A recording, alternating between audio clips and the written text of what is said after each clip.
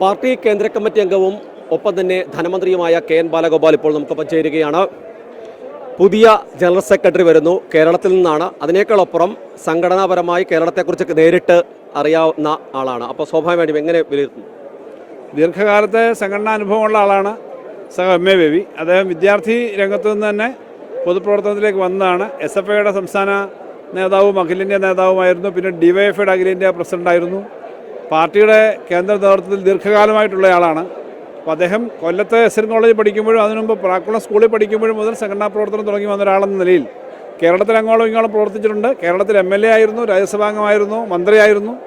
ഇന്ത്യയിലെ എല്ലാ സ്ഥലങ്ങളിലും നേതൃത്വം വഹിച്ച് പ്രവർത്തിച്ചിട്ടുള്ള ആളാണ്. അതുകൊണ്ട് ആ അനുഭവങ്ങൾ വളരെ സഹായകരമാവും. പ്രത്യേകിച്ചും ലോകത്ത് വളരെ സങ്കീർണമായ സാഹചര്യങ്ങളും ഇന്ത്യയിൽ വളരെ വലിയ ആക്രമണങ്ങൾ ജനങ്ങൾക്ക് നേരെ നടക്കുന്ന തരത്തിലേക്കുള്ള ഭരണാനുഭവങ്ങളും ഉള്ളൊരു കാലത്ത് ശ്രീ M.A. ബേബിയെ പോലൊരാൾക്ക് നന്നായി പ്രവർത്തിക്കാൻ കഴിയും എന്നാണ് പ്രവർത്തിച്ചത്.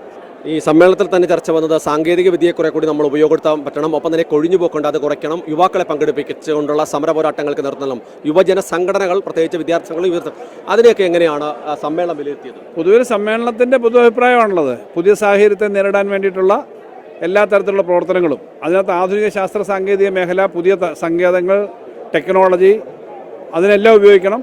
പുതിയ തലമുറ മനസ്സിലാക്കുന്ന അവരുടെ മനസ്സിലുള്ള കാര്യങ്ങൾ അവരെ കൂടുതൽ ആകർഷിക്കാൻ പറ്റുന്ന തരത്തിലുള്ള പ്രവർത്തനം, അവരെയും കൂടി സജീവമാക്കി കൊണ്ടുവന്ന് അവരുടെ ജീവിതം കൂടുതൽ മെച്ചപ്പെടുത്താനുള്ള രാഷ്ട്രീയ സംഘടനാ പ്രവർത്തനം ആലോചിക്കണം. ഇതെല്ലാം ചർച്ച ചെയ്തതാണ്. അതിനനുസരിച്ചുള്ള നയങ്ങളായിരിക്കും ഉണ്ടാവുക.